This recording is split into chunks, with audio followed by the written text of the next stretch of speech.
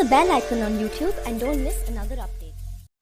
Israel பிரதமர் Benjamin நெதன்யாவுக்கு யாரெல்லாம் குடைச்சல் கொடுக்கிறார்கள் அப்படின்னா அந்த பட்டியல் இன்க்ரீஸ் ஆகிக்கிட்டே இருக்கு. அதாவது அக்டோபர் 7க்கு முன்னாடி பெரிய அளவுல சின்ன சின்ன அரசியல் எதிரிகள் உள்ளுக்குள்ள, வெளியில எப்பவும் போல ஹிஸ்புல்லா, ஹமாஸ், ஹவுதி அப்படின்னு அந்த இயக்கங்கள்.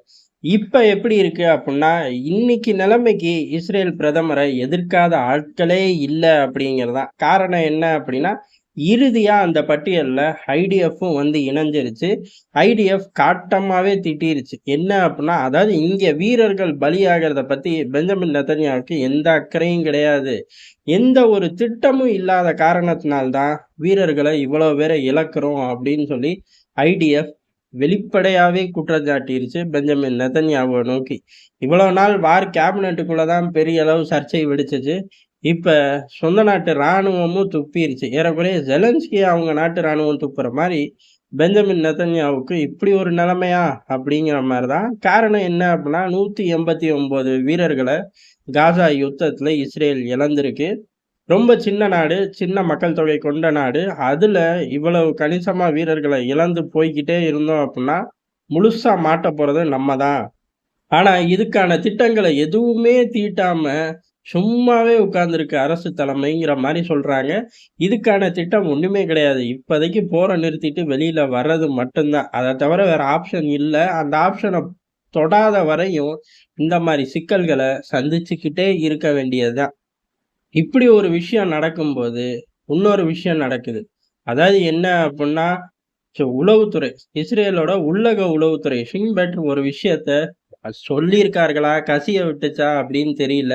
அவர்கள் அரசுக்கு கொடுத்ததாக சொல்லி அமெரிக்க ஏஜென்சிகள் ஃபிளாஷ் பண்ணியிருக்காங்க. என்ன அப்படின்னா, இதே மாதிரி தொடர்ந்தா, அதாவது ஒரு யுத்தத்து மூலியமாவோ ஃபோர்ஸை யூஸ் பண்ணி நம்மனால பிடிச்சிட்டு போன பணைய கைதிகளை மீட்டுட்டு வரவே முடியாது அப்படின்னு கொடுத்ததாக தகவல்கள் வெளியாயிருக்கு. இந்த 2 விஷயமும் இஸ்ரேல்ல பெரிய புயலையே கிளப்புது. ஏற்கனவே புயல் தான். அந்த புயலோட புயலா பெரும் புயலா இந்த 2 விஷயம் பயங்கரமா அடிக்குது உள்ளுக்குள்ள. களத்துக்கு வெளியில கேட்கவே வேணாம். ஹிஸ்புல்லா தன்னோட தாக்குதலோட வீரியத்தை அதிகரிச்சுக்கிட்டே இருக்காங்க. நேரடியா முந்திலாம் ஏதோ ஒரு இலக்கை தான் குறி வைப்பார்கள். இப்ப அப்படி கிடையாது. நேரடியா ஐடிஎஃப் வீரர்களையே குறி வைக்கிறார்கள். பதிலுக்கு இவங்களும் ஹிஸ்புல்லா வீரர்களை குறி வைக்கிறாங்க. நேருக்கு நேர், ஒண்ணுக்கு ஒண்ணு அப்படின்னு இடம் போய் இப்ப ஒரு வீரருக்கு ஒரு வீரர் அப்படிங்கிற அந்த ஸ்டாண்டுக்குள்ள யுத்தம் போயிருச்சு. இது ரொம்ப ஆபத்து தான். அப்படியே பெருசாவும் பத்திக்க 1-2 தாக்குதல் போதும். அப்படி இருக்கும்போது அங்க பெரிய அளவுல இன்னைக்கும் 10 மிசைல்கள் அனுப்பிச்சு ஹிஸ்புல்லா தாக்கியிருக்கு. அதுல இஸ்ரேலோட பல கட்டமைப்புகள், 4 வீரர்கள் பலி. பதிலுக்கு இந்த பக்கமும் இறங்கி அடிச்சிருக்கார்கள். அதுல ஹிஸ்புல்லாவோட கட்டமைப்பு பல காலி, 4 வீரர்கள் காலி. ஏறக்குறைய இஸ்ரேலோட எல்லையோர இருக்கக்கூடிய கட்டமைப்புகள் இன்னைக்கு நிலைமைக்கு சேஃப் ஜோன்லயும் இல்ல. எல்லையோர பாதுகாப்பு நிற்கக்கூடிய வீரர்களோட எண்ணிக்கை, பலி எண்ணிக்கை கூடிக்கிட்டே இருக்கு. இப்படி அந்த லெபனான் இஸ்ரேல் எல்லை அப்படிங்கிறது நினைச்சு பார்க்க முடியாத அளவுக்கு ரொம்ப ஸ்பீடா மாறி போச்சு. களம் இவ்வளவு தூரம் ஸ்பீடா மாறும் அப்படின்னு யாருமே எதிர்பார்க்கல. காரணம் என்னன்னா, செங்கடல்ல இருந்து ப்ரெஷர் கூடவும் எல்லாரோட கவனமும் அங்கதான் இருக்கும் அப்படின்னு தான் எதிர்பார்க்கப்பட்டுச்சு. ஆனா எல்லாரோட கவனம் அங்க போச்சு. ஆனா கவனம் போனதுக்கு அப்புறம் திடீர்னு பிரிட்டன் செஞ்ச ஒரு முடிவால, எடுத்த ஒரு முடிவால ஏமனுக்குள்ள இறங்கி அடிச்சார்கள். ஏமனுக்குள்ள இறங்கி அடிக்கவும் இந்த பக்கம் ப்ரெஷரை கூட்டிட்டோம் அப்படின்னா ஏமனுக்குள்ள முழு வீச்சுல இவனுங்க இறங்க மாட்டாங்க அப்படிங்கிற ஒரு கால்குலேஷன்ல லெபனான் இஸ்ரேல் எல்லைகளும் ஜாஸ்தியா பத்திக்குச்சு. இது பத்தாது அப்படின்னு எகிப்தோட பார்டர்ல ரோந்து சுத்திக்கிட்டு இருந்த ஐடிஎஃப் வீரர்களை நோக்கி யாரோ தாக்கி இருக்கார்கள்.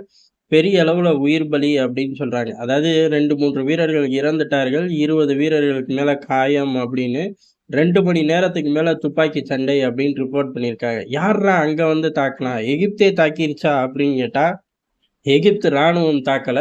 ஆனா அங்க உள்ள சில இயக்கங்கள் ஐடிஎஃப் குறி வச்சு ஒரு தாக்குதல் நடத்தியிருக்காங்க. ஏறக்குறைய சுத்தி சுத்தி எல்லா பகுதிகளிலையும் ஐடிஎஃப் நிக்குது. அதாவது இஸ்ரேலுக்கு சொந்தம் இல்லாத பகுதிகளில் பூரா ஐடிஎஃப் தன்னோட கண்ட்ரோல்ல வச்சுக்கிறக்காக நிக்கிறார்கள்.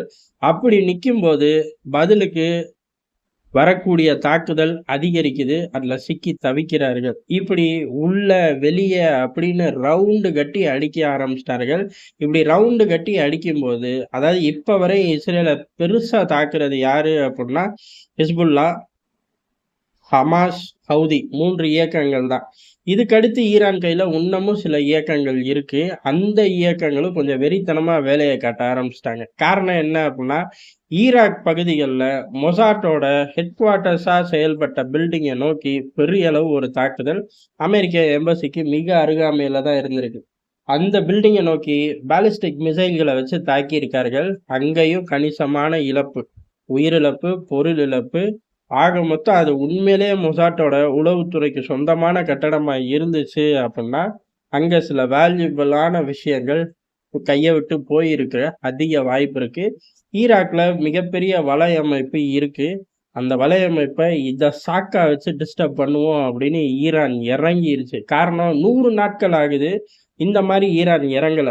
இப்ப முதல் தடவையா இறங்கிட்டாங்க. ஏன் அப்படின்னா, 3 பக்கம் 4 பக்கம் பிரஷர கூட்டுனாதான் இஸ்ரேல் வழிக்கு வருவான் அப்படின்னு ஒரு திட்டத்த ஈரான் போட்டுருச்சு. அதே சமயம் இத பயன்படுத்தி எல்லா கட்டமைப்புகளையும், அதாவது இந்த பகுதி மத்திய கிழக்கு இருக்கக்கூடிய கட்டமைப்புகள பார்க்கறக்கே ரவுண்ட் த கிளாக் இவர்களோட எண்ண ஓட்டம் போகணும், பொருளாதார பலம் போகணும் அப்படின்னு முடிவு பண்ணிட்டார்கள். அத நோக்கி எதிரிகள் இஸ்ரேல சுத்தி வளைச்சு அடிக்க ஆரம்பிச்சிருக்காங்க. இது எல்லாத்துக்கும் பதிலடி குடுக்க முடியுமானா, குடுக்க முடியாது. எல்லைகள்ல குடுக்கறதே பெரும் விஷயமா இருக்கு. நாட்டுக்குள்ள வேற அதுக்கு மேல பத்திக்கிட்டு எரியுது. இது எல்லாம் சமாளிக்கணும்னா ஒரே ஒரு விஷயம், காசா யுத்தத்த நிறுத்திட்டார்கள் அப்படின்னா, பாதி தலைவலி இல்ல, முக்காவாசி தலைவலி முடிஞ்சிரும். ஆனா, அந்த ஒரு விஷயத்த செய்ய யாருமே தயாரா இல்ல.